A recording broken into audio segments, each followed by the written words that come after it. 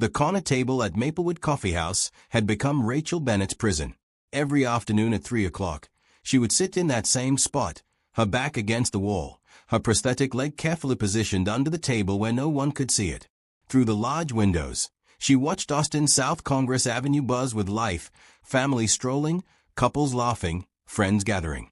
But Rachel sat alone, always alone. She had been coming here for 6 months, ever since the accident that took her leg and, it seemed, her entire life along with it. The whispers never stopped. She could feel the stares, the quick glances away when she caught someone looking. Today was particularly hard. A group of women her age sat 3 tables over, planning someone's wedding, their voices full of joy and excitement. Rachel stirred her coffee, now cold, and remembered when she had been planning her own wedding. That was before the drunk driver ran the red light. Before the months in the hospital. Before Daniel, her fiancé, told her he couldn't handle it and walked away while she was still learning to use crutches. The doctors said she was lucky to be alive. She didn't feel lucky. She felt invisible, except when people were staring at her disability. A commotion near the counter caught her attention. A man in his early 30s, wearing a blue button-down shirt, was trying to manage a spilled smoothie while his young daughter cried. The pink liquid spread across the floor as other customers stepped around them, avoiding eye contact, too busy with their own lives to help. The father looked exhausted and overwhelmed as he tried to comfort his daughter while searching for napkins. Rachel's heart ached watching them. She knew that feeling of struggling while the world walked past. The little girl, maybe 7 years old, wore a bright red dress and had tears streaming down her face. Her father knelt beside her, speaking softly, but his own face showed the strain of someone barely holding it together. The barista, a teenager who looked annoyed at the mess, tossed a few napkins their way without helping. Other customers checked their phones or looked away. Rachel felt something stir inside her, something she hadn't felt in months. Before she could talk herself out of it, she stood up. Her prosthetic leg made a soft clicking sound as she walked, but she ignored it. She grabbed a stack of napkins from the counter and knelt down beside the father and daughter. The little girl looked up at her with wide, tear-filled eyes. "It's okay, sweetheart," Rachel said gently. "Accidents happen to everyone. Let's clean this up together." The father looked at her with surprise and gratitude. "Thank you. I'm Ben, and this is Sophie. We've had a rough day." "I'm Rachel," she replied, helping to soak up the pink smoothie. "We all have rough days." Sophie sniffled and wiped her eyes. "I didn't mean to drop it. Daddy bought it special for me." "I know you didn't," Rachel smiled at her. "Your daddy seems really nice to buy you something special. How about we get this cleaned up, and maybe he can get you another one?" Ben shook his head. "I appreciate the help, but I can't afford another one right now. Money's tight this month." Rachel noticed the worn edges of his shirt, the tired lines around his eyes. Single parent, she guessed. Doing his best but stretched thin. She saw herself in his struggle, different circumstances but the same feeling of barely keeping your head above water. "Please," Rachel said quietly. "Let me buy Sophie another smoothie. Consider it a kindness from one person who understands hard days to another." Ben hesitated, and Rachel could see him fighting between pride and his daughter's disappointment. Sophie looked up at him hopefully. "Sometimes accepting help is the bravest thing we can do," Rachel added softly. Ben's eyes met hers, and something unspoken passed between them. Understanding, perhaps. Recognition of shared pain. He nodded slowly. "Thank you. That's very kind." As Rachel stood to order another smoothie, she realized something had shifted. For the first time in 6 months, she didn't feel invisible. She felt human again, connected to someone else's struggle, able to give even when she felt she had nothing left to give. When she returned to her corner table later, smoothie delivered and Sophie's tears replaced with a bright smile, Rachel noticed Ben glancing her way. Not with pity or curiosity about her leg, but with genuine gratitude and what looked like respect. It was the smallest moment, but to Rachel, it felt like the first ray of sunshine after a long, dark winter. She didn't know then that this single act of kindness would change everything. That the lonely woman in the corner and the struggling single father would become each other's salvation. That sometimes the greatest blessings come disguised as spilled smoothies on a random Tuesday afternoon. Are you someone who believes in second chances and the power of unexpected kindness? Subscribe and comment below with your thoughts on how one small act can change everything. 3 days passed before Rachel saw Ben and Sophie again. She had started to think maybe that moment in the coffee shop was just a brief intersection of two lonely lives, never to cross again. But Thursday afternoon, as she sat at her usual corner table sketching in her notebook, she heard a familiar voice. "Miss Rachel." Sophie ran toward her table, her red dress replaced with a bright blue t-shirt, her face lighting up with recognition. Ben followed behind, carrying a backpack and looking slightly embarrassed. "Sophie, we talk about running in coffee shops," he said gently, but he was smiling. When his eyes met Rachel's, he added, "I'm sorry. She's been talking about you for 3 days straight. When she saw you through the window, there was no stopping her." Rachel felt something warm bloom in her chest. Someone had been thinking about her. "It's okay. Hi, Sophie. I'm glad to see you again." "We go to the library on Thursdays," Sophie announced, climbing into the chair across from Rachel. "Daddy says reading is important. Do you like to read?" "I do," Rachel said. "I also like to draw. That's what I was doing when you came in." Sophie's eyes went wide. "Can I see?" Rachel hesitated. She hadn't shown her art to anyone in over a year, not since the accident. Her sketches were personal, raw, sometimes painful. But Sophie's innocent enthusiasm was hard to resist. She turned the notebook around. The sketch showed the view from her apartment window, Austin's skyline at sunset, the Colorado River winding through the city.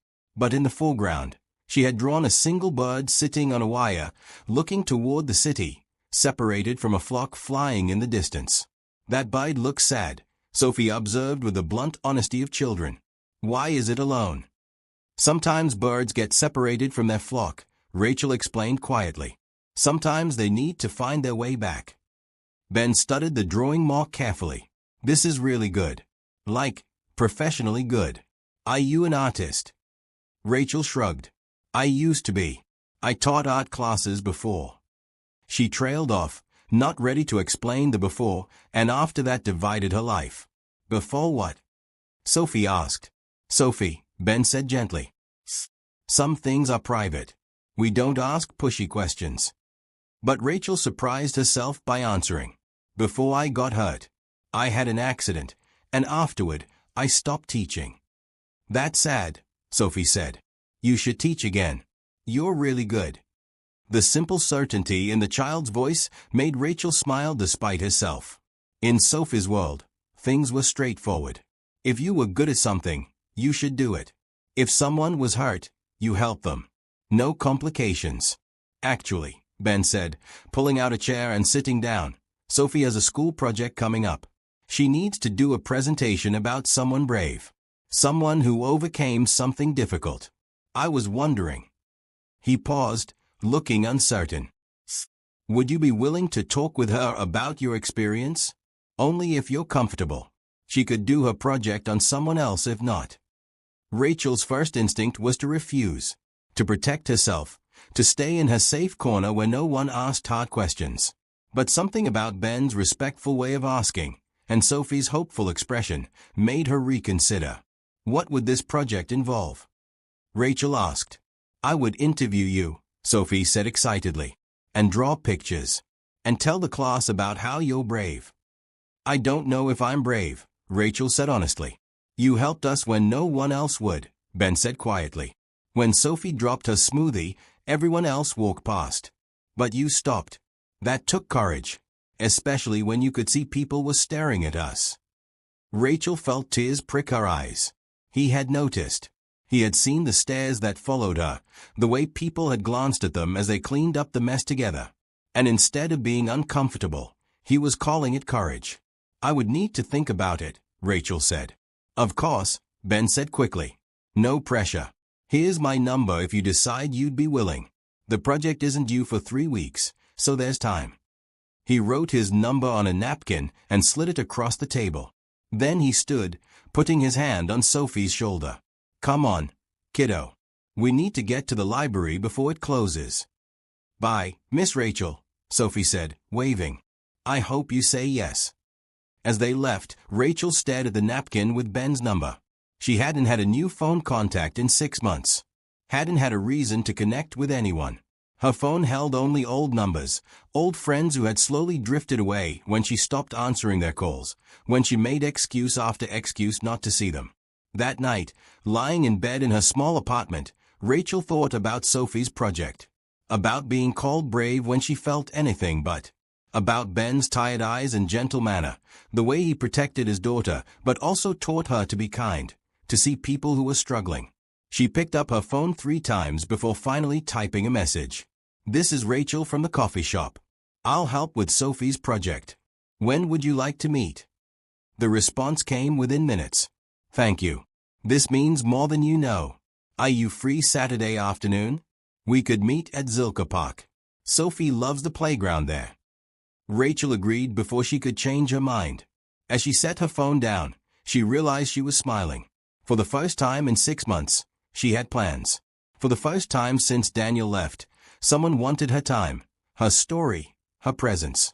She didn't know it yet, but this was the beginning of something much bigger than a school project. This was the beginning of finding her flock again. Of learning that being separated didn't mean being lost forever. That sometimes, the bird on the wire just needs someone to remind it that it can fly. Saturday arrived with the kind of perfect Austin weather that made people remember why they love Texas. Clear blue sky, comfortable warmth, the kind of day that invited everyone outdoors. Rachel stood at the entrance to Zilker Park, wearing jeans and a green blouse, her prosthetic leg concealed as always. She had almost canceled 3 times that morning. Ben and Sophie were already there, sitting on a bench near the playground.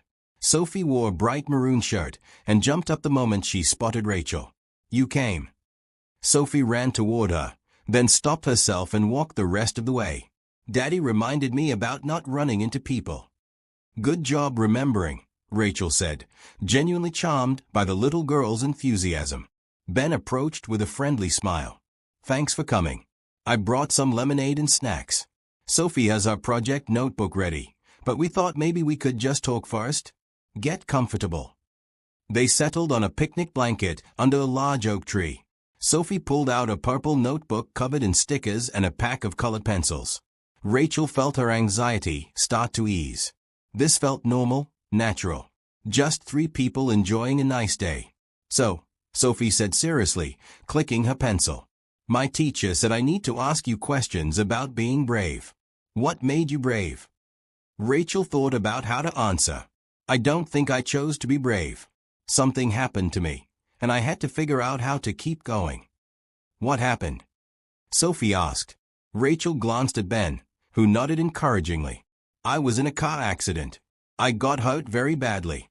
The doctors had to remove part of my leg to save my life." Sophie's eyes widened. "Your leg? But you walked over here." "I have a prosthetic leg now. It's artificial, but it works. I can walk and do most things I could do before." "Can I see it?" Sophie asked with pure innocent curiosity. Rachel's breath caught. No one had asked so directly, so simply. Usually people either pretended not to notice or stared when they thought she wasn't looking.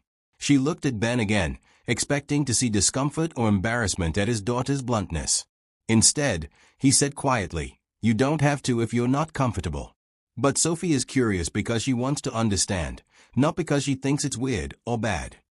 Something in his tone, the complete lack of judgment, made Rachel decide to trust them. She rolled up her left pant leg, revealing the prosthetic. The metal and plastic mechanism gleamed in the sunlight. Sophie leaned closer, fascinated. "It looks like a robot leg. That's so cool. Does it hurt?" "Sometimes it's uncomfortable," Rachel admitted. "But mostly I'm just grateful I can walk again." "My mom died," Sophie said suddenly, with the same matter-of-fact tone she had used about the prosthetic. "I was sad for a long time. Daddy says being brave doesn't mean you're not sad. It means you keep going even when you're sad." Rachel felt tears sting her eyes. She looked at Ben, who was watching his daughter with a mixture of pride and old grief.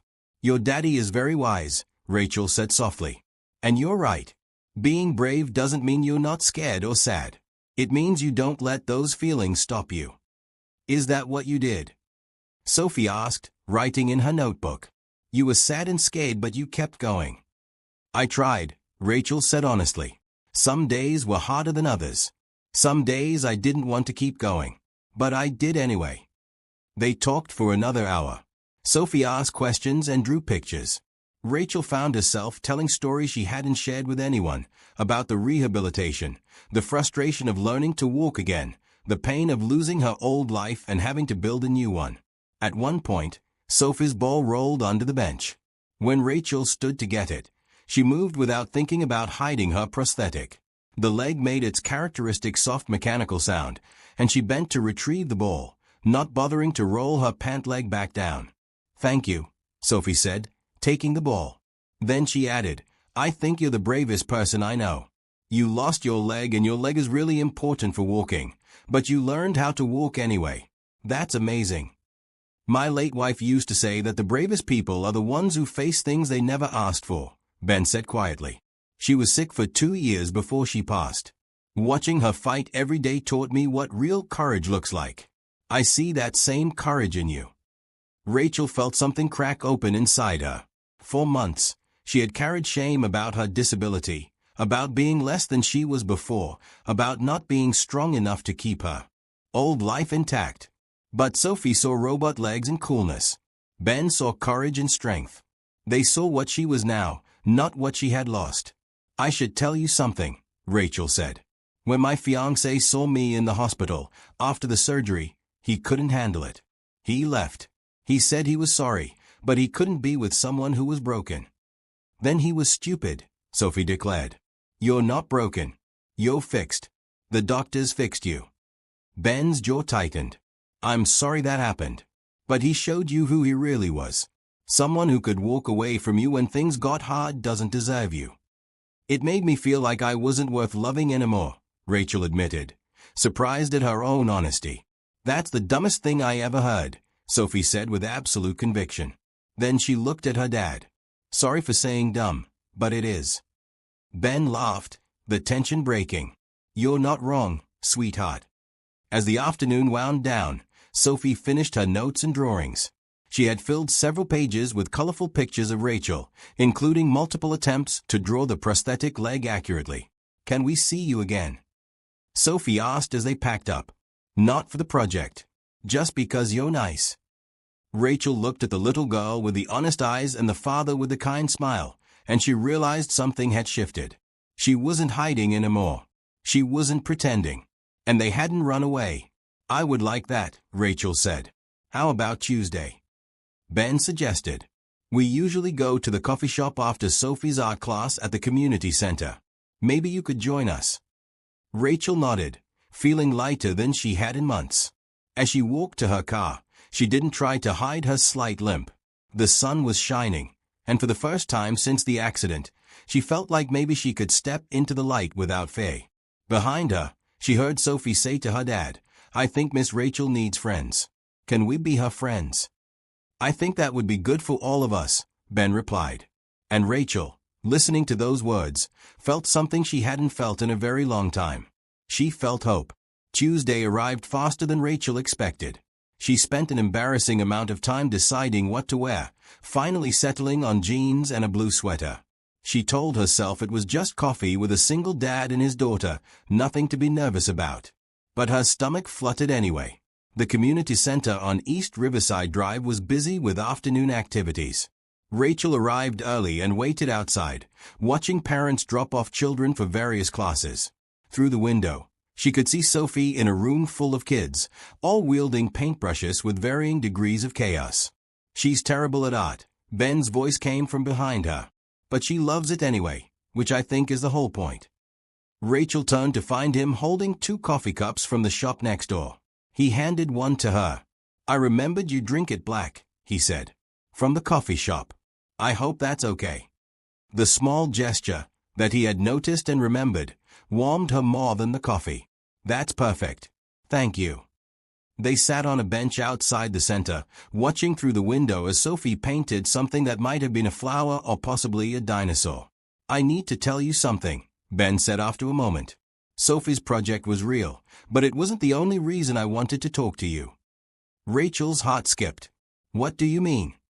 I've seen you at the coffee shop for months, he explained. Always in the same corner, always alone. And I recognize something in you because I see it in the mirror every day. Someone who's been hurt and is trying to figure out how to be okay again. You could see that? Rachel asked quietly. Takes one to know one, Ben said with a sad smile. When my wife died, I stopped knowing how to be in the world. Everything reminded me of her. Every place we used to go, every song on the radio. I became invisible in my own life. Just going through the motions for Sophie's sake. How did you get through it? Honestly, I didn't have a choice. Sophie needed a parent who showed up. But also... He paused, looking at his daughter through the window. People helped. My neighbors brought food. Sophie's teacher checked in on us. Random strangers were kind when they didn't have to be. It taught me that accepting help isn't weakness. It's trust. Rachel thought about all the offers of help she had refused. Friends wanting to visit. Her mother suggesting she move back home. The support group her therapist had recommended. She had said no to all of it. Too proud or too afraid to let people see her struggling. I've been pushing everyone away, she admitted. I did that too, at first, Ben said. But then I realized something. When you're drowning and someone throws you a rope, you don't refuse it because you're embarrassed about drowning. You grab it. And then, when you're on solid ground again, you throw ropes to other people who need them. They sat in comfortable silence, watching Sophie paint. When the class ended, Sophie burst out covered in blue paint, beaming. I made you a picture, she announced, presenting Rachel with a still-wet painting of what appeared to be 3 people holding hands under a sun. That's me, and Daddy, and you. We all friends. Rachel felt her eyes water. It's beautiful. Can I keep it? That's why I made it, Sophie said, as if it were obvious. Walking to the coffee shop, Sophie chatted about her day at school, her upcoming project presentation, her friend Tyler's birthday party. Rachel found herself relaxing into the conversation, feeling like part of something again instead of an observer from the outside. At the coffee shop, they settled into Rachel's usual corner table. This time, she wasn't alone. I want to pay you, Ben said suddenly. For what? Rachel was confused. For helping with Sophie's project. For your time. Rachel shook her head. No. I don't want money. It was nice to feel useful again. That's exactly why I should pay you, Ben insisted gently. Rachel, I looked you up online. Before the accident, you taught art classes. You charged for your expertise because it has value. That hasn't changed. Everything has changed, Rachel said bitterly. Your circumstances changed. Your value didn't. And I think part of why you're struggling is because you stopped seeing yourself as someone who has things to offer. But you do. Ben's right, a voice said. They looked up to see a woman in her 40s, holding a coffee cup. I'm sorry for eavesdropping, but I couldn't help overhearing. I'm Michelle Torres. My daughter Amber is in Sophie's class. Sophie has been talking about you all week. Mom. Sophie exclaimed. That's Amber's mom. She's nice. Michelle laughed. Amber says Sophie has a new friend who's an artist and very brave. She wants to meet you. Actually, several of the parents have been asking about art classes for the kids. The teacher mentioned you used to teach. Rachel felt panic rise. I don't teach anymore. Why not? Michelle asked simply. Sorry if that's pushy, but my sister lost her arm in an accident 3 years ago. She's a surgeon. She thought her career was over. But she learned to work differently, and now she teaches other amputee surgeons how to adapt. Your disability doesn't erase your skills. Rachel looked at Ben, then at Sophie, then at Michelle. 3 people, all looking at her not with pity, but with expectation. Believing she could do something she didn't believe about herself anymore. I don't have a studio, Rachel said weakly. The community center has rooms they rent cheap, Michelle said. I'm on the board. I could talk to them about space for classes. I don't know if anyone would come. I'd come, Sophie said immediately. Amber would love it, Michelle added. And I know at least 5 other parents who've been asking about art classes for kids. This neighborhood needs more arts programs. Rachel looked at Ben, feeling overwhelmed. He reached across the table and touched her hand gently. You don't have to decide right now, he said. But remember what we talked about. When someone throws you a rope, you grab it. Michelle is throwing you a rope. The community center is offering help. Let yourself receive it. Rachel thought about the past 6 months. The isolation. The shame. The feeling of being useless and broken. Then she thought about Sophie's painting, about Michelle's sister the surgeon, about Ben's words about accepting help being trust, not weakness. Okay, she said quietly. I'll try. Sophie cheered. Michelle smiled and pulled out her phone to get Rachel's number. Ben squeezed her hand briefly before letting go. As they left the coffee shop later, Rachel realized the corner table didn't feel like a prison anymore. It felt like the place where her new life had begun, where a spilled smoothie had led to friendship, and friendship was leading to purpose. Thank you, she said to Ben as they walked to the parking lot. For what? For not letting me stay invisible. You were never invisible, Ben said softly. You were just waiting for the right people to really see you. Sophie grabbed both their hands, swinging between them as they walked. And Rachel, for the first time in 6 months, felt like she was part of something again. Like she belonged. The first art class was supposed to be small. Michelle had said maybe 5 or 6 kids. But when Rachel arrived at the community center the following Saturday, there were 12 children waiting with their parents, all clutching new boxes of crayons and drawing pads. Word spread. Michelle said apologetically. I hope this is okay. If it's too many, I can. It's fine, Rachel heard herself say, though her heart was racing. 12 kids. 12 sets of eyes that would notice her prosthetic leg. 12 opportunities for awkward questions or uncomfortable stares from parents. But Sophie grabbed her hand. Come on, Miss Rachel. I saved you the best chair. The chair Sophie had selected was at the head of a long table, positioned so Rachel could see all the students and they could see her. There was no hiding spot, no corner to disappear into. Rachel felt exposed. Then a little boy, maybe 6 years old, raised his hand. Are you the robot leg lady? Rachel froze. The room went silent. She could feel the parents tense, waiting to see how she would respond. I have a prosthetic leg, Rachel said carefully. It's not exactly a robot, but it does have mechanical parts. That's so cool, the boy said. My name is Tyler. Can you still run? I can, Rachel said, relaxing slightly. Not as fast as before, but I'm working on it. My grandpa has a fake leg from the war, another child offered. He says it makes him special. And just like that, the tension dissolved. The children accepted her prosthetic with the same matter-of-fact curiosity they showed toward everything else. They were here to learn about art, and Rachel's leg was just an interesting fact, not a defining characteristic. The class went better than Rachel could have imagined. She taught them about primary colors, about mixing paints, about how there were no mistakes in art, only happy accidents.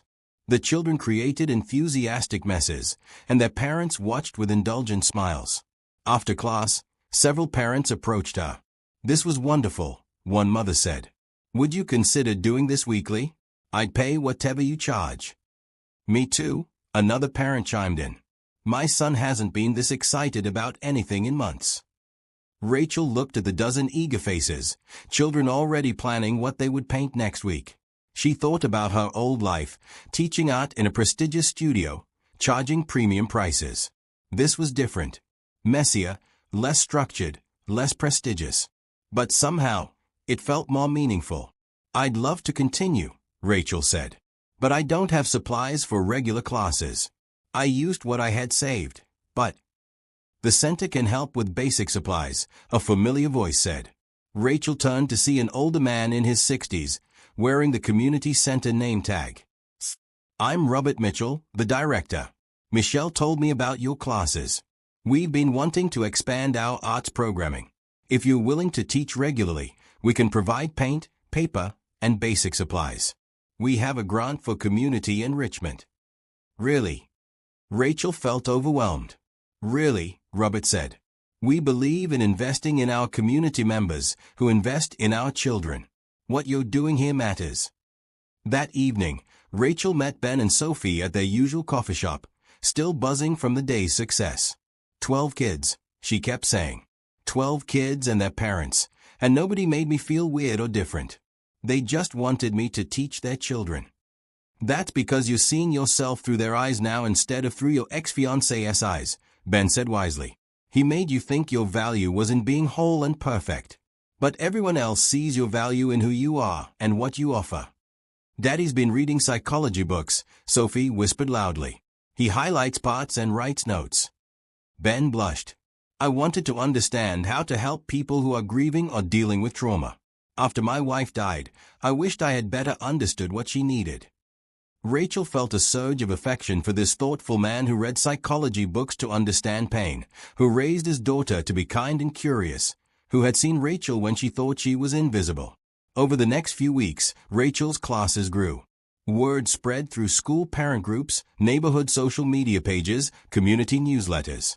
She started teaching twice a week, then 3 times.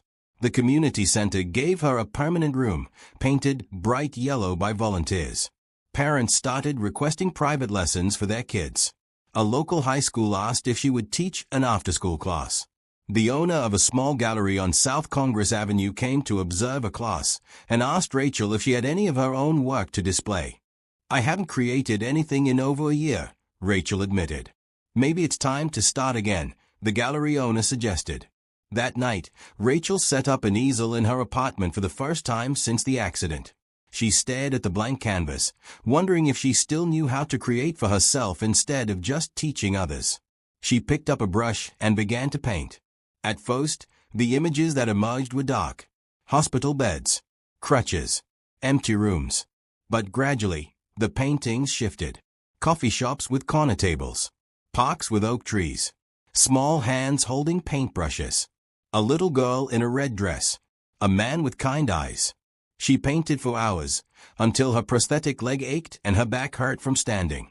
When she finally stepped back to look at what she had created, she saw her journey, from darkness to light, from isolation to connection, from invisible to seen. The next Saturday, Ben came to pick Sophie up from class and found Rachel showing her paintings to the gallery owner, who had returned with a photographer. These are remarkable, the gallery owner was saying. Raw and honest. I'd like to feature them in next month's First Thursday show. It's our biggest event of the year. Rachel looked at Ben, panic in her eyes. I don't know if I'm ready. But Sophie, overhearing, said, Miss Rachel, you teach us that being brave means doing things even when you're scared. You should do your show. We'll all come and support you. She's right, Ben said. Your work deserves to be seen. Let people see what you've created from your pain. It might help someone else who's going through something hard. Rachel thought about all the people who had helped her reach this point. Michelle, who had connected her with the community center. Robert, who had provided supplies. The parents who had trusted her with their children. Ben and Sophie, who had refused to let her stay invisible. Okay, she said. I'll do the show. The gallery owner beamed. Excellent. I'll have my team contact you about the details. As everyone left, Ben lingered behind. I'm proud of you, he said simply. I'm scared, Rachel admitted. Being scared means it matters, Ben replied. And anything that matters is worth being scared about. Rachel looked around the bright yellow art room, at the children's paintings drying on racks, at the supplies organized in bins, at the schedule on the wall showing her growing class roster. 3 months ago, she had been invisible in a corner. Now she was at the center of something vibrant and alive. Thank you, she said to Ben. For what? For seeing me when I couldn't see myself. Ben smiled. That's what community does. We hold mirrors up for each other until we can see our own reflection clearly again. And Rachel, looking at this man who had become so important to her, realized that somewhere along the way, gratitude had transformed into something deeper. Something that felt like the beginning of love. The art show was scheduled for the first Thursday of March. Rachel had 6 weeks to prepare, and the deadline focused her in a way she hadn't been focused in years. She painted during the day, taught classes in the afternoon, and painted again late into the night. Her apartment transformed into a studio, canvases leaning against every wall. Ben started stopping by in the evenings, bringing food to make sure she ate. Sometimes Sophie came with him, doing her homework at Rachel's kitchen table while Rachel painted. Other times, it was just Ben, and they would sit on her small balcony after she finished working, talking about everything and nothing. One Thursday evening, 3 weeks before the show, Ben arrived alone. Rachel was working on a particularly difficult painting, trying to capture the moment she had first stood on her prosthetic leg, the mixture of terror and determination. "Sophie's at a sleepover," Ben explained. "I brought Thai food. Your favorite, according to Sophie, who apparently keeps notes on things you mention in class." Rachel laughed and set down her brush. They ate on the balcony, watching Austin's lights begin to twinkle as dusk fell. The conversation drifted from art to Sophie's upcoming science fair project to a funny story about Rachel's students. Then Ben asked, "Tell me about him." "Who?" Rachel asked, though she knew. "The man who left you. You've mentioned him a few times, but never the details. You don't have to tell me if you don't want to, but sometimes talking about old wounds helps them heal." Rachel was quiet for a long moment. Then she began to talk. About Daniel, who she had met in college. How he had proposed on a beach in California, giving her a ring that was too expensive for a grad student, but that he insisted she deserved. How they had planned a June wedding, picked out a venue, sent save-the-day cards. "The accident happened in March," Rachel said, her voice flat with old pain. "A drunk driver ran a red light. My car flipped 3 times. They had to use the jaws of life to get me out. My left leg was crushed below the knee. The doctors tried to save it, but infection set in. They gave me a choice. Lose the leg or possibly die. Obviously, I chose to live. Daniel came to the hospital every day at first," she continued. "He held my hand through the surgery, through the first awful days of recovery. But I could see something changing in him. The way he looked at me. The way he flinched when he saw the bandages. After they fitted me with my first prosthetic, when I was learning to walk again, he came to one physical therapy session." Rachel paused, the memory still sharp after all this time. "I fell. In front of everyone. The prosthetic caught on something, and I went down hard. I was so embarrassed, so frustrated. I started crying. And Daniel just stood there. He didn't help me up. He didn't comfort me. He just stood there looking horrified, like I was something broken he didn't know how to fix." "Rachel." Ben's voice was soft with compassion. "He broke up with me 2 days later," Rachel said. "He said he was sorry, but he couldn't handle it. He said he had pictured our life together a certain way, hiking and dancing and traveling, and he couldn't see how we would do those things now. He said it wasn't about the leg, but we both knew it was. He couldn't love me when I wasn't the perfect version of myself he had imagined." She wiped her tears she didn't realize had fallen. The worst part wasn't even him leaving. It was that he made me believe he was right. That I was less than I had been. That nobody would want me like this. That I should be grateful anyone had wanted me before. So I stopped trying. I stopped seeing friends, stopped teaching, stopped being a person. I became my disability and nothing else." Ben was quiet for a moment. Then he said, "Can I tell you about my wife? Really tell you, not just the facts but the hard parts." Rachel nodded, surprised. "Sarah was diagnosed with stage 4 ovarian cancer when Sophie was 3, Ben began. The doctors gave her 2 years. She lived 2.5, fighting every single day. Toward the end, she couldn't walk, couldn't feed herself, couldn't do any of the things that had made her feel like herself.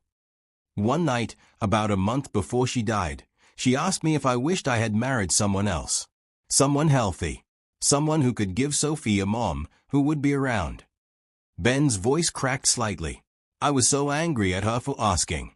Not because the question bothered me, but because she thought the answer could be anything but no. Because she thought her value as my wife and Sophie's mother was in her ability to do physical things instead of in who she was as a person." He turned to face Rachel directly. "Sarah was still Sarah when she couldn't walk. You're still you without part of your leg. Daniel couldn't see that because he never really knew you. He knew a version of you, the highlight reel. He didn't know your soul, your strength, your capacity to endure and rebuild. Those things were always there. Your accident didn't create them, it revealed them." "How do you know I'm strong?"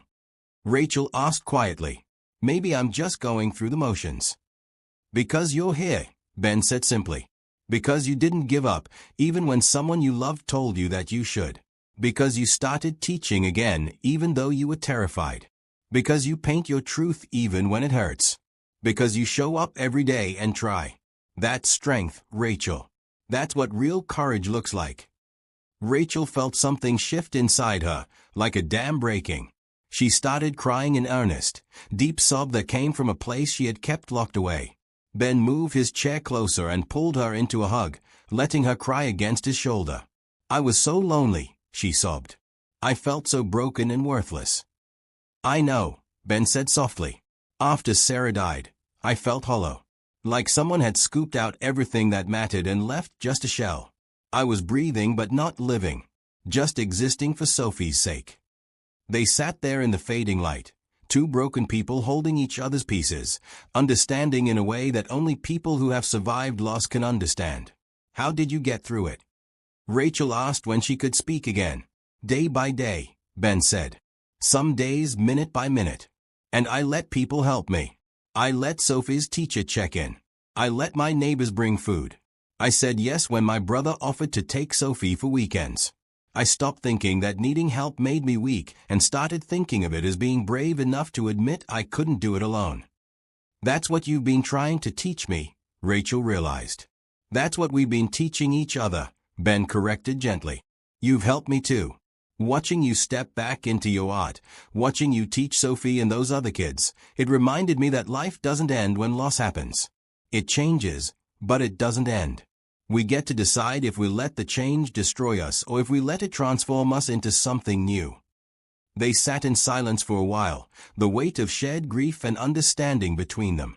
Finally, Rachel said, I think I'm ready to paint the hardest picture. What's that? Ben asked. The moment Daniel left.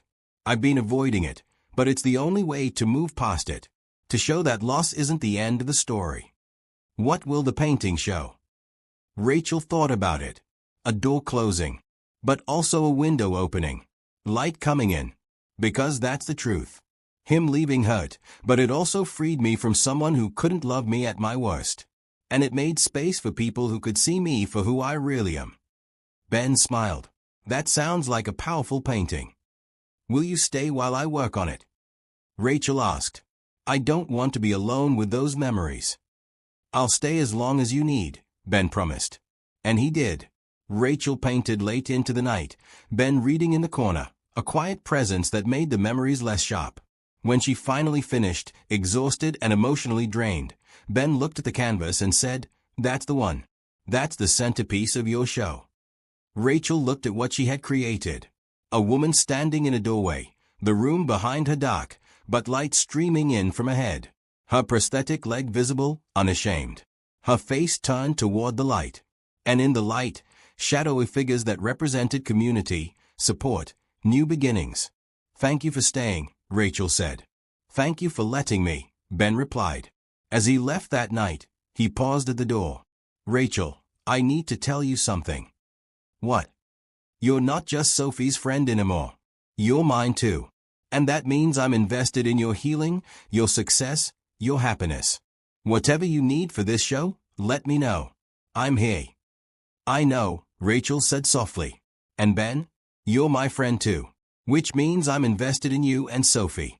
We're in this together. He smiled and left. Rachel stood in her apartment, surrounded by paintings that told her story. And for the first time, she could see that story not as a tragedy but as a journey. From lost to discovery. From broken to transformed. From alone to surrounded by people who saw her worth. She thought about Daniel briefly, wondering if he would ever realize what he had lost. Then she decided it didn't matter. His loss had been her liberation. And she was grateful. The morning after Rachel finished her most difficult painting, she woke to a phone call from Michelle. I hope it's not too early, Michelle said, but I wanted to catch you before you started classes today. Can we meet for coffee? I have something to discuss. An hour later, Rachel sat at a table in the coffee shop, not her old corner but a table by the window, and watched Michelle arrive with a man in a business suit. Rachel, this is James Chen from the Austin Arts Foundation, Michelle said. James, this is Rachel Bennett, The art teacher I've been telling you about. James shook Rachel's hand with a warm smile. Michelle has been singing your praises for weeks. I understand you're preparing for a show at South Congress Gallery. I am, Rachel said, uncertain where this was going. I attended one of your children's classes last week. With Michelle's permission, James continued. What you're doing with those kids is remarkable. You're not just teaching them technique. You're teaching them to see, to interpret, to express. That's rare. Thank you, Rachel said, still confused. The foundation supports emerging and re-emerging artists in the Austin area, James explained. We provide grants, studio space, materials, connections. When Michelle told me your story, about how you lost your leg and stopped teaching, then found your way back through community support, I knew you were exactly the kind of artist we want to support. He pulled out a folder. I'd like to offer you a grant to establish a proper studio. Not just for teaching, though you could continue that, but for your own work. We have a space available in the East Side Arts District. Fully equipped, rent-free for the first year. After that, subsidized rent based on your income. Rachel stared at him. I don't understand. Why would you do this? Because art matters, James said simply. Because teachers matter. Because stories of resilience matter. Your show hasn't even happened yet, but Michelle tells me the paintings are powerful. We want to invest in artists who have something real to say. I can't accept this, Rachel said automatically. It's too much. Michelle put her hand over Rachel's. Remember what Ben taught you? Accepting help is not weakness. It's trust. And it's also letting other people be part of your story, part of your success. The foundation has money specifically for this purpose. They want to help you. Let them. Rachel felt tears threaten. I don't know what to say. Say you'll think about it, James suggested. Come look at the studio space. See if it feels right. No pressure, but the offer is genuine. I've reviewed your previous work before the accident. You have real talent. I'd hate to see that talent limited by lack of resources. That afternoon, Rachel toured the studio with Michelle and James. It was a large, bright space in a converted warehouse, with high ceilings, excellent natural light, and more room than Rachel had ever imagined having. There was space for her own work and space for teaching classes. Other artists rent studios in this building, James explained. It's a creative community. You'd have neighbors who understand the artistic process, people to collaborate with or just share coffee with. Rachel walked through the space, imagining her work here, imagining teaching here. It felt like a dream, too good to be real. I need to talk to someone, she said finally. Of course, James said. Take your time. The offer was open for 30 days.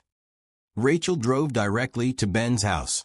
He was working from home and answered the door in jeans and a t-shirt, looking surprised. Is everything okay? He asked. I need advice, Rachel said. Over coffee in his kitchen, she told him about the grant, the studio, James Chen's offer. Ben listened carefully, his expression thoughtful. What's holding you back? He asked when she finished. It feels like too much, Rachel admitted. Like I don't deserve it. 6 months ago, I was hiding in a corner, ashamed of my disability. Now people are offering me studios and grants and opportunities. It doesn't feel real. That's exactly why you should accept, Ben said firmly. Rachel, you're experiencing divine favor. People are being put in your path to help you, to lift you up. That's not random. That's the universe, or God, or whatever you believe in, saying you're worthy of good things. Don't reject that because you think you need to earn it. Grace isn't earned. It's given. But what if I fail? What if I take this amazing opportunity, and I'm not good enough? Then you'll fail in a beautiful studio surrounded by other artists, Ben said with a smile. But you won't fail. I've seen your work. More importantly, I've seen your dedication. You show up every day, even when it's hard. That's what determines success, not some arbitrary measure of deserving. Rachel thought about his words, about divine favor, about grace, about accepting blessings without needing to earn them first. There's something else, she said quietly. The same day Michelle called about the studio, I got another call. From an advanced prosthetics clinic. Somehow they heard about my story, probably through the art class parents. They want to fit me with a new prosthetic, one of those really expensive blade-style models. For free. They said I could be an ambassador for their clinic, show other amputees what's possible. Ben's eyes widened. That's incredible. Is it though? Rachel asked. Or is it just people feeling sorry for me? Rachel, look at me, Ben said seriously. This is not pity. This is people seeing your strength and wanting to invest in it. The clinic isn't offering you a prosthetic because they feel bad. They are offering it because you're someone who would use it, who would inspire others, who would represent their work well. The foundation isn't giving you a studio out of charity. They are investing in an artist they believe has value. These are blessings. Accept them. Have you ever been so afraid of success that you almost rejected blessings meant for you? Subscribe and share your thoughts in the comments about accepting help with grace. Rachel felt something shift in her chest. You really think I should accept both offers? I think you should run toward both offers with your arms wide open, Ben said. And I think you should thank the universe for putting good people in your path at the right time. Over the next week, Rachel accepted both offers. She signed the papers for the studio, met with the team at the prosthetics clinic, and began the process of being fitted for her new leg. The blade-style prosthetic was lighter, more responsive, designed for active people. You could run in this, the prosthetist explained. Not just walk, but really run. Some people even participate in races. Rachel tried to imagine it. Running. Something she hadn't done since before the accident. Something she had assumed was lost forever. I'll need to relearn everything, she said. Yes, the prosthetist agreed. But you already relearned once. You know how to do hard things. The day Rachel moved into her new studio, Ben and Sophie helped her carry supplies. Other artists from the building stopped by to introduce themselves, welcoming her to the community. One artist, an older woman named Patricia, had lost her hand to diabetes but continued sculpting using adapted tools. We've all got something, Patricia said matter-of-factly. Bodies that don't work the way they used to, minds that see the world sideways, hearts that broke and healed crooked. That's what makes us artists. We see what's broken and make it beautiful. That evening, after Sophie had fallen asleep on Rachel's studio couch and Ben was helping Rachel organize supplies, he said, I'm proud of you. For saying yes. For accepting help. For believing you deserve good things. I couldn't have done it without you, Rachel said. You taught me that accepting help is strength. We taught each other, Ben corrected. You've helped me too. Watching you rebuild has reminded me that life after loss can be full and beautiful. That we don't have to just survive. We can live. They stood in the middle of her new studio, surrounded by possibility, and Rachel felt gratitude so deep it ached. For this space, for her new prosthetic, for the community that had lifted her up, for Sophie's innocent wisdom, for Ben's patient friendship. I want to do something, Rachel said suddenly. For other people like me. Once I'm stable, once my show is successful, I want to teach art classes for free. For people with disabilities who might not otherwise have access. That's perfect, Ben said. You received help, and now you want to pass it forward. That's how communities heal. How individuals heal. As they locked up the studio that night, Rachel took one last look around. This space represented more than just a place to work. It represented every person who had believed in her when she didn't believe in herself. Every act of kindness that had built her back up. Every moment of divine favor that had guided her path. She thought about the woman she had been 6 months ago, hiding in a corner, convinced she was unlovable and useless. She barely recognized that woman now.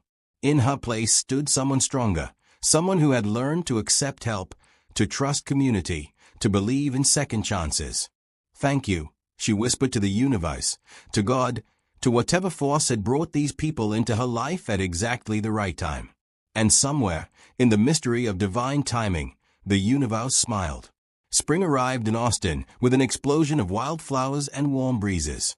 Rachel's art show was a week away, and her new prosthetic leg had given her a freedom she had forgotten was possible. She could walk longer distances without pain, could stand at her easel for hours, could even jog short distances, though she was still building strength and confidence. Ben had insisted on taking her and Sophie to Zilker Park to celebrate the new prosthetic. It was a Saturday morning, the kind of perfect Texas day that made people remember why they loved living here. The park was full of families, dogs, people flying kites. Sophie brought a soccer ball, determined to teach Rachel to play. "I'm not sure this is a good idea," Rachel said, eyeing the ball nervously. "Miss Rachel, you tell us all the time that trying new things is how we grow," Sophie pointed out with irrefutable logic. "You should follow your own advice." Ben laughed. "She's got you there." So Rachel tried. Awkwardly at first, her new prosthetic responding differently than she expected. She missed the ball, stumbled, caught herself. Sophie cheered every attempt, not mocking the failures but celebrating the effort. "You're doing great," Ben said, jogging beside her. "Remember, you just got this prosthetic. Give yourself time." "I used to be good at soccer," Rachel said, frustrated. "I played in college." "And you'll be good again," Ben said confidently. "Different, but good. Watch." He showed her how to adjust her stance, how to compensate for the prosthetic's different weight distribution. Slowly, Rachel found a rhythm. She kicked the ball. It went approximately where she aimed. She laughed with surprise and delight. "I did it," she said.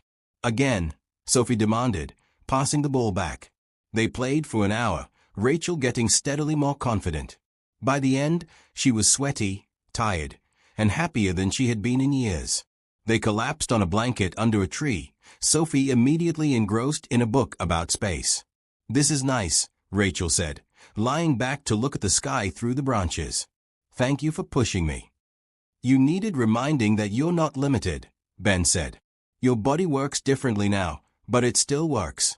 You're still capable of all kinds of things." Rachel turned her head to look at him. He was lying next to her, close enough that she could see the flecks of gold in his brown eyes, close enough to notice the small scar on his chin that Sophie had told her came from a childhood bike accident. "Can I ask you something?" Rachel said. "Anything." "Why did you choose me? To befriend, to help. There were lots of lonely people in that coffee shop. Why did you see me?" Ben was quiet for a moment. "Honestly, because you reminded me of myself. The way you sat in that corner, watching life happen around you but not participating. That was me after Sarah died. Just going through motions. And I remembered how much I needed someone to pull me back into the world. So when I saw you struggling alone, I thought maybe I could be that person for you." "You were," Rachel said softly. "You are." But somewhere along the way, Ben continued, his voice lower now, it stopped being about helping someone who needed help. It became about being with someone I wanted to be with. Someone I look forward to seeing. Someone whose smile made my day better. Rachel's heart started beating faster. "Ben. I know the timing might not be right," he said quickly. "I know you're rebuilding your life, and maybe a relationship is the last thing you need. But I need you to know that somewhere between spilled smoothies and art classes and soccer in the park, I fell in love with you." Rachel felt tears spring to her eyes. "You love me." "I do," Ben said simply. "I love your strength and your vulnerability. I love how you teach children to see beauty in the world. I love your paintings and your laugh and the way you never give up even when things are hard. I love the person you are, prosthetic leg and all. Actually, especially with the prosthetic leg, because it represents everything you've overcome." "I love you too," Rachel said, the words spilling out before she could second-guess them. "I think I have for a while, but I was scared. Scared you'd realize I'm not worth it.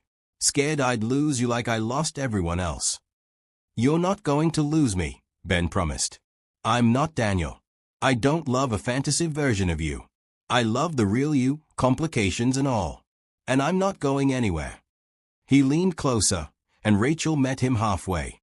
Their first kiss was gentle, tentative, full of promise. Sophie, looking up from her book, saw them and smiled. "Does this mean Miss Rachel will be my mom?" she asked with characteristic directness. Ben and Rachel broke apart, both blushing. "Sophie, that's not." Ben started, but Rachel laughed. "Maybe someday, if you want me to be." "I want," Sophie said decisively. "You're my favorite person besides Daddy. And Daddy is happier when you're around." He smiles more. You make me happy too, Rachel told her. Both of you do. They spent the rest of the afternoon in the park, feeling like a family. Other parkgoers probably saw just another dad, his daughter, and a girlfriend enjoying a spring day. They couldn't see the journey that had brought them to this moment. The loss, the grief, the slow rebuilding, the unexpected kindness, the community support, the divine timing that had brought three wounded people together and made them whole. As they walked back to the car, Sophie holding both their hands, Rachel felt a completeness she had never experienced before. With Daniel, love had been about fitting into his vision of perfection. But with Ben, love was about being seen, accepted, supported. About growing together instead of molding yourself to someone else's expectations. My art show is Friday, Rachel said. I want you both there. Not just in the audience, but with me. As my family. We wouldn't miss it, Ben said, squeezing her hand. That night, after Ben took Sophie home, Rachel stood in her studio looking at the paintings that would be displayed in a week. The journey from darkness to light. From broken to transformed. From alone to loved. She picked up a brush and started a new painting. This one showed three figures, a man, a woman, and a child, holding hands in a park. The woman's prosthetic leg visible and unashamed. Sunlight streaming through trees. The simple joy of being together. She titled it Family, and she knew exactly where it would hang. Not in the gallery, but in whatever home she and Ben and Sophie would eventually share. Because some art wasn't meant for strangers. Some art was meant to remind you every day of the moment everything changed. The moment you stopped surviving and started living. The moment you realized that love wasn't about being perfect. It was about being brave enough to let someone love you as you are. The Tuesday before Rachel's art show, everything fell apart. Ben called at 7 in the morning, his voice tight with stress. Rachel, I need to tell you something before you hear it from someone else. Sarah's mother is in town. She wants to talk about custody of Sophie. Rachel felt her stomach drop. What? Can she do that? Legally, she can petition, Ben said. She hasn't seen Sophie in over a year. After Sarah died, Margaret blamed me. Said if I had taken better care of Sarah, maybe she would have survived. It wasn't rational, but grief isn't rational. She cut us off. Now she's back, and she's threatening to fight for custody. On what grounds? Rachel asked, already feeling defensive of this little family she had come to love. She's claiming I'm unfit because I'm distracted. That Sophie needs stability and I'm too focused on. He paused. On my new relationship. On you. Rachel felt like she'd been punched. I'm the problem. No, Ben said firmly. Margaret is the problem. But she's using you as evidence that I'm not prioritizing Sophie. She's saying Sophie needs a traditional two-parent home, and I'm off chasing romance instead of focusing on my daughter. Maybe I should step back, Rachel said, her old insecurities flooding back. If my being in your life is causing problems. Don't, Ben said sharply. Don't do that. Don't let fear make you run. We'll figure this out together. But Rachel couldn't shake the feeling that she was the catalyst for this crisis. That if she had stayed in her corner at the coffee shop, if she had never accepted Ben's friendship, Sophie's life would be stable and unquestioned. The news spread quickly through the community. By that afternoon, Rachel's phone was buzzing with calls and messages. Michelle, the parents from art class, even James Chen from the Arts Foundation. Everyone wanted to know if there was anything they could do to help. Write a letter, Ben's lawyer suggested. Character witnesses matter in custody cases. If we can show that Rachel is a positive influence on Sophie, that Ben is a good father, that Sophie is thriving, it helps. The response was overwhelming. 23 parents from Rachel's art classes wrote letters describing how Sophie had blossomed, how Rachel was a positive role model, how Ben was clearly devoted to his daughter. The community center director wrote about Ben's involvement in Sophie's activities. Teachers, neighbors, even the owner of the coffee shop wrote testimonials. But Margaret wasn't swayed. She arrived at Ben's house on Wednesday, demanding to see Sophie. Ben allowed it, with his lawyer present. Rachel waited at her studio, feeling helpless and guilty. Sophie called her that evening, crying. Miss Rachel, Grandma Margaret says you're not a good influence. She says Daddy should be focusing on me, not on you. She says if you really cared about me, you'd go away. Rachel's heart shattered. Sophie, that's not true. I care about you so much. Then why does Grandma say those things? Sophie sobbed. Because she's hurting, Rachel tried to explain. She misses your mom, and sometimes when people hurt, they try to find someone to blame.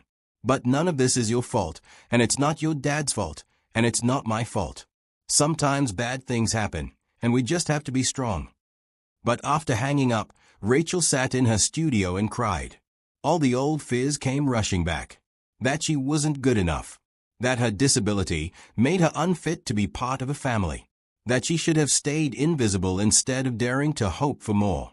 Ben arrived an hour later, finding her surrounded by paintings for the show that was now 2 days away. Margaret wants to meet you, he said without preamble. What? She says she can't make a fair assessment without meeting the woman who's influencing Sophie. My lawyer thinks it's a good idea. Show her you're not some irresponsible person, that you're stable and caring. I'm terrified, Rachel admitted. Me too, Ben said. But we face it together. The meeting was arranged for Thursday morning, 1 day before Rachel's art show. Margaret Foster turned out to be a thin woman in her 60s, with Sarah's eyes and a hard set to her mouth that suggested years of grief had turned to bitterness. They met at a neutral location, a conference room at the lawyer's office. Margaret studied Rachel with obvious skepticism. So you're the art teacher, Margaret said. It wasn't a question. Yes, Rachel replied, keeping her voice steady. Ben tells me you have a prosthetic leg. Disability. I do, Rachel said. I lost my leg in a car accident about 1.5 years ago. And you think you're capable of helping raise a child? A child who's already lost her mother. Rachel felt anger flash through her face. I teach children every day. I've helped Sophie with school projects, taught her about art and courage and not giving up when things are hard. My prosthetic leg doesn't make me incapable. It makes me someone who understands difficulty and perseverance. Sophie doesn't need someone who understands difficulty, Margaret said coldly.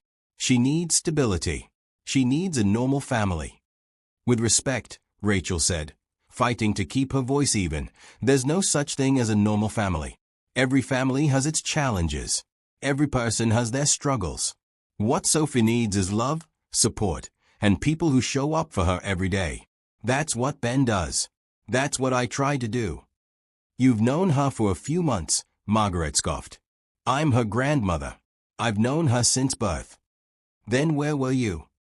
The question came from Sophie's teacher, Mrs. Patterson, who had asked to attend the meeting. With respect, Mrs. Foster, you haven't seen Sophie in over 1 year. I've watched Ben bring Sophie to school every single day. I've seen Rachel volunteer in the classroom. I've seen Sophie flourish because she's surrounded by people who care about her, including Rachel. Margaret's face reddened. I was grieving my daughter. We all were, Ben said quietly. But Sophie needed her family, and you walked away. You blamed me for something I couldn't control. And now you want to disrupt Sophie's life because you're uncomfortable with me moving forward.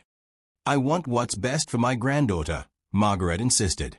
Then talk to her, Rachel suggested. Don't talk to lawyers or social workers. Talk to Sophie. Ask her if she's happy. Ask her if she feels loved and safe. Ask her what she needs. And really listen to her answer. Margaret looked startled by the suggestion. But she agreed.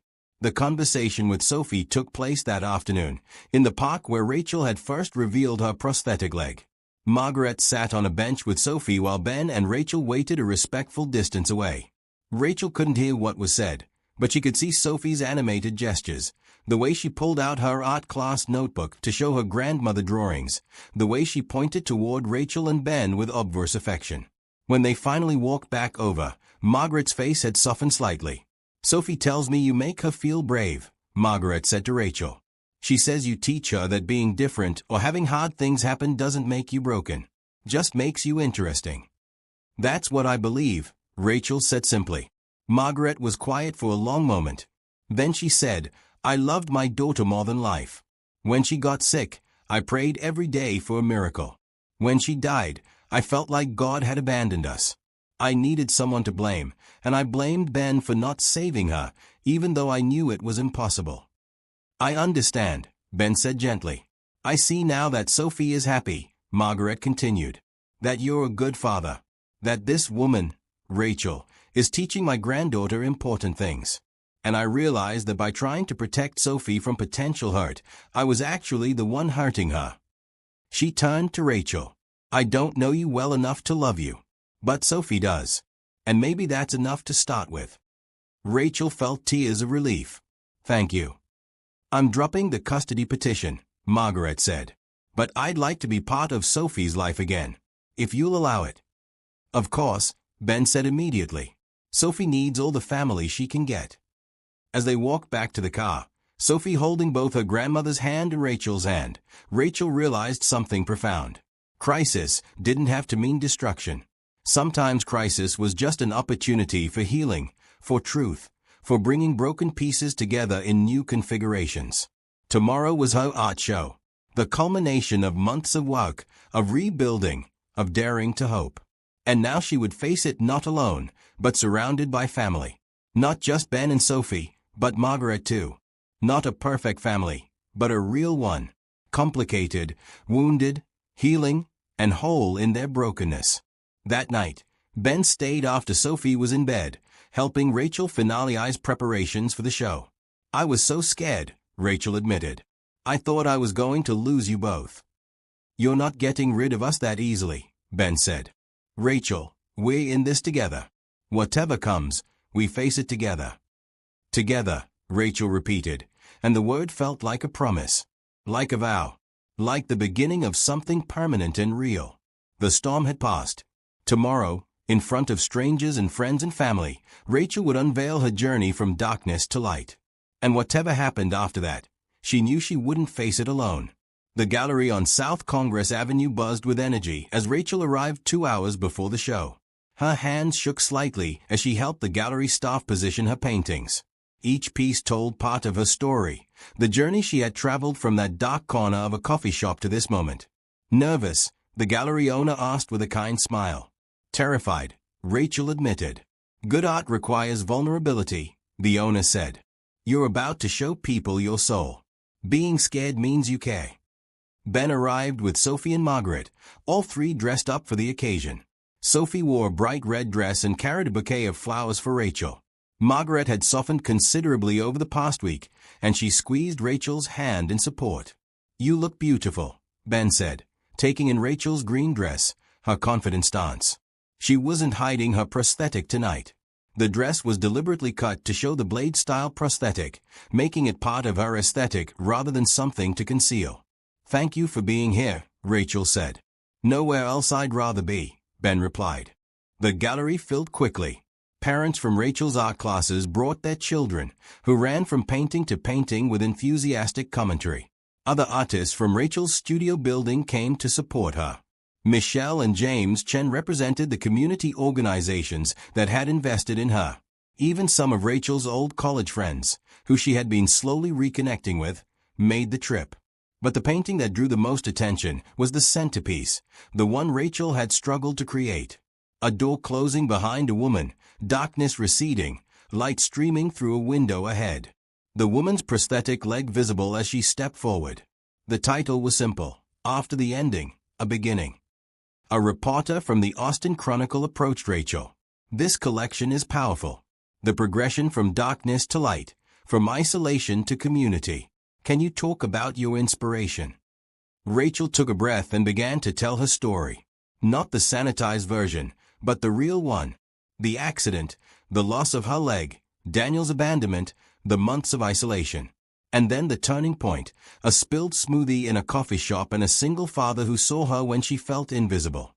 I was taught that accepting help is weakness, Rachel said. But the people in this community taught me that accepting help is trust. It's letting others be part of your story. Every painting here represents someone who reached out when I needed it, who threw me a rope when I was drowning. And what's next for you? The reporter asked. Rachel glanced at Ben, who nodded encouragingly. I'm establishing a foundation to provide free art classes for people with disabilities. Because art saved my life, and I want to offer that same salvation to others who feel lost. The reporter scribbled notes, clearly moved. That's a beautiful mission. As the evening progressed, red dots began appearing next to paintings, indicating sales. Rachel watched in amazement as piece after piece sold. By the end of the night, 14 of her 16 paintings had found new homes. I can't believe this, Rachel whispered to Ben.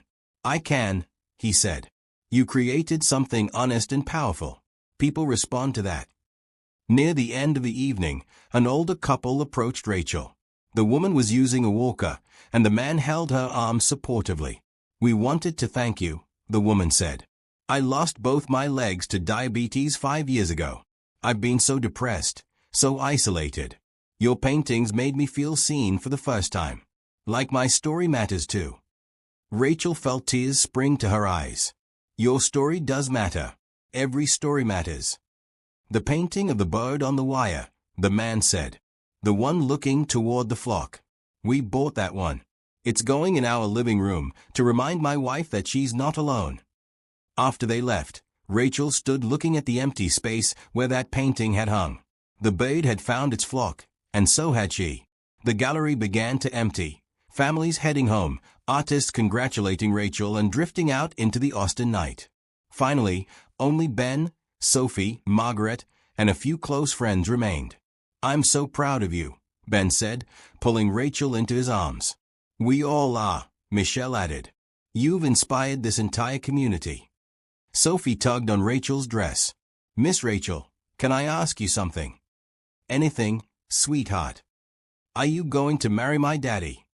The room went silent. Ben's eyes went wide. Margaret smiled behind her hand. Michelle and the others suddenly found the paintings very interesting. Sophie, that's not. Ben started. But Rachel laughed, the tension breaking. I don't know, Sophie. Has your daddy asked me? I'm asking you, Sophie said with the logic of 7-year-olds everywhere. Daddy loves you. You love Daddy.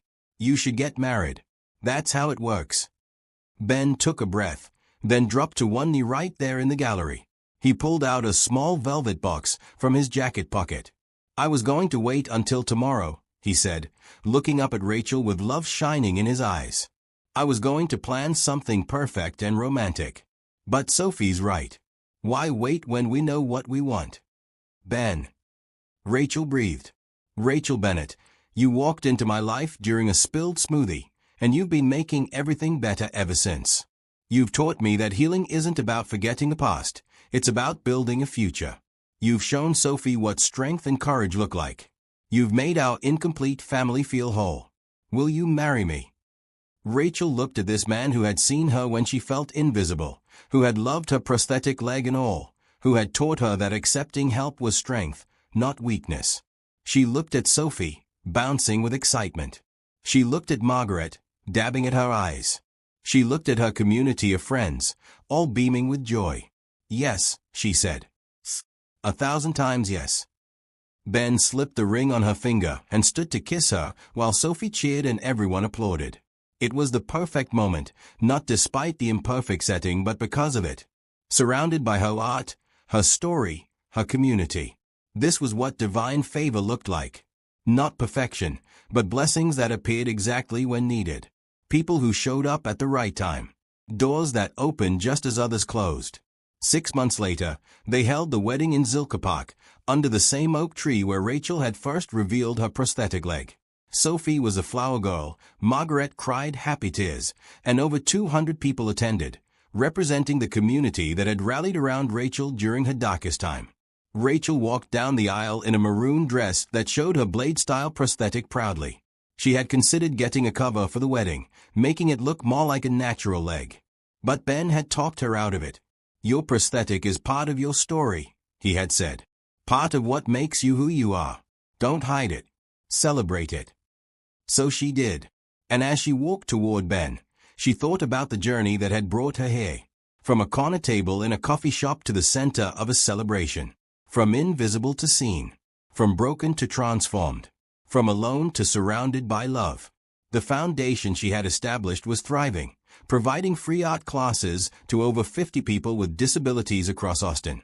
The studio the Arts Foundation had provided was full of students and creativity. Her paintings were being shown in galleries across Texas. But more than any of that success, she had found family, had learned to accept help, to trust community, to believe in second chances.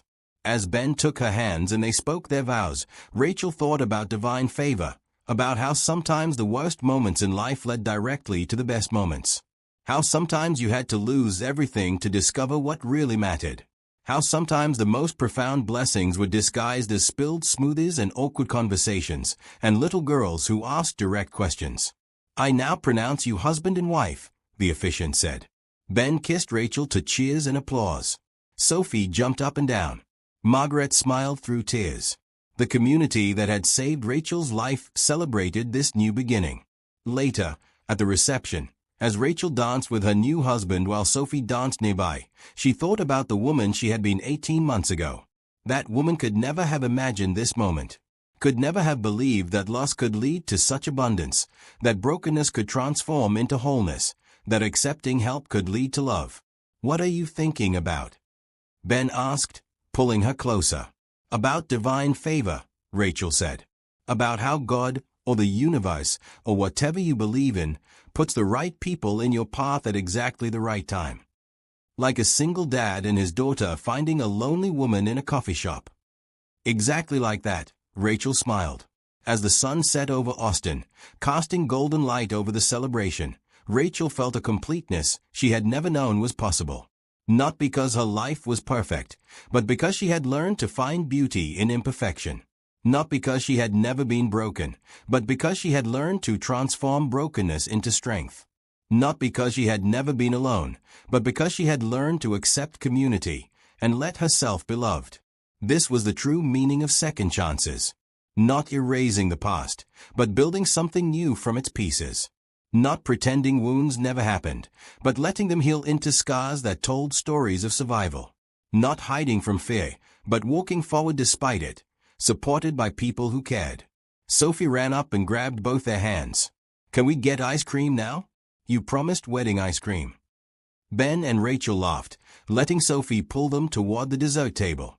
And as they walked through their wedding reception, surrounded by community and love, Rachel sent a silent thank you to the universe.